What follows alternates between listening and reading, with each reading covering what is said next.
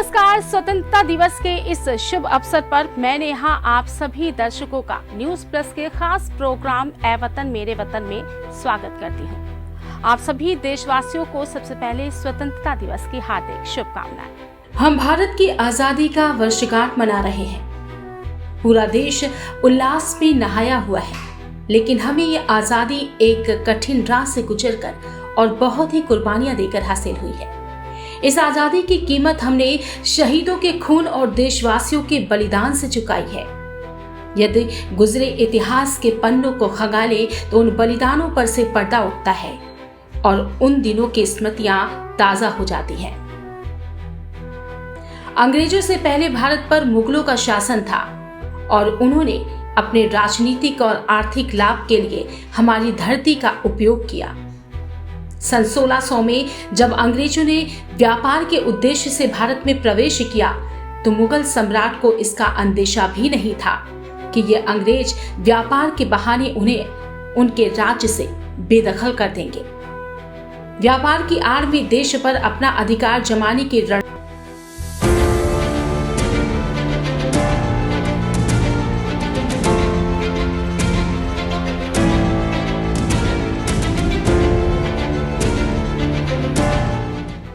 15 अगस्त 1947 देश के इतिहास का वो दिन है जब हमारे देश भारत को ब्रिटिश शासन से आजादी मिली और हमारा देश एक स्वतंत्र राष्ट्र बना।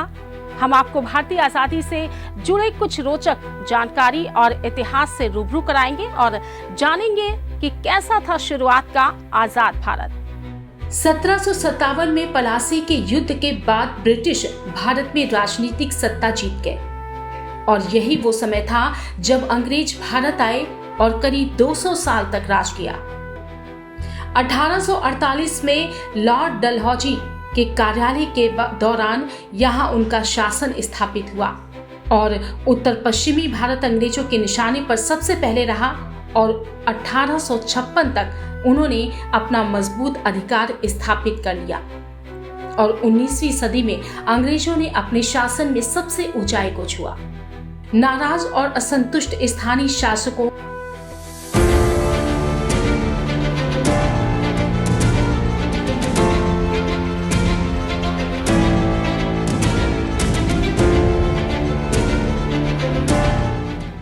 प्राचीन समय में ही विदेशी हमलावर हमेशा भारत आने को उत्सुक रहे हैं, फिर चाहे वो आर्य, फारसी, ईरानी, मुगल, चंगेज खान, मोंगलेसियाई और सिकंदर ही क्यों ना हो। अपनी समृद्धि और खुशहाली के कारण भारत हमेशा से ही आक्रमणकारियों और शासकों की रुचि का मेन कारण रहा है। सर्वप्रथम अंग्रेज मसालों की तलाश में व्यापारी के रूप में भारतीय उपमहाद्वीप में आए। आधुनिक युग से पहले यूरोप में मांस को संरक्षित करने का प्राथमिक तरीका मसाले थे और फिर अधिक आधुनिक और प्रभावी हथियार होने के कारण उपमहाद्वीप को बंदूक की नोक पर साम्राज्य में शामिल कर लिया गया। जैसा कि आमतौर पर कहा जाता था, ब्रिटिश साम्राज्य में सूरज कभी अस्त नहीं होता। ये कहना अधिक सटीक होता और ब्रिटिश साम्राज्य मूलतः उन क्षेत्र से बना था जिन पर बलपूर्वक कब्जा किया जाता था और बंदूक की नोक पर शासन किया जाता था। और इसके बाद ईस्ट इंडिया कंपनी को भी मसूलीपट्टनम में अनेक व्यापारिक चौकियां स्थापित की गई तथा कलकत्ता, बंबई और मद्रास के 3 प्रेसिडेंट्स शहरों के आसपास काफी संख्या में अंग्रेजी समुदाय विकसित हुए। वो मुख्यतः रेशम, नील रंग, कपास, चाय और अफीम का व्यापार करते थे। 20 वर्ष बाद कंपनी ने कोलकाता में एक कारखाना स्थापित कर भारत के पूर्वी ब्रिटिश जॉइंट स्टॉक कंपनी यानी कि ईस्ट इंडिया कंपनी की स्थापना 1600 ईस्वी में जॉन बॉट्स और जॉर्ज वाइट ने दक्षिण और दक्षिण पूर्व एशियाई देशों के साथ व्यापार करने के लिए की थी और इन संयुक्त स्टॉक कंपनियों ने शेयर मुख्य रूप से ब्रिटिश व्यापारियों और अभिजात वर्ग के स्वामित्व में थे। ईस्ट इंडिया कंपनी का ब्रिटिश सरकार से कोई सीधा संबंध नहीं था।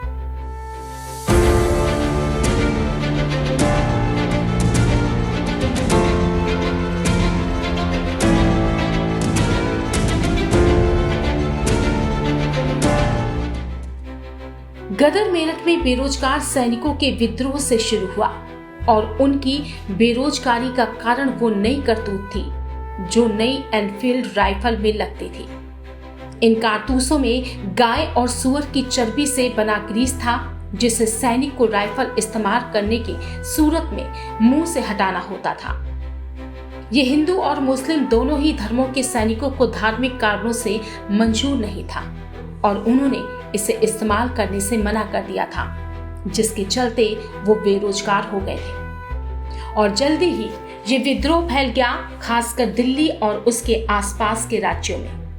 लेकिन ये विद्रोह असफल रहा और अंग्रेजों की सेना ने इसका जवाब लूट और हत्याएं करके दिया, जिसके चलते लोग निराश हो गए।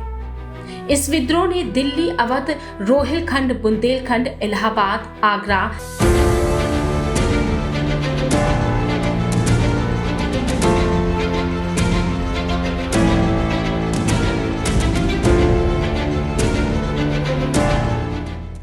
(1857) का भारत में एक बड़ा विद्रोह था जो ब्रिटिश ताज को ओर से एक संप्रभु शक्ति के रूप में कार्य करता था।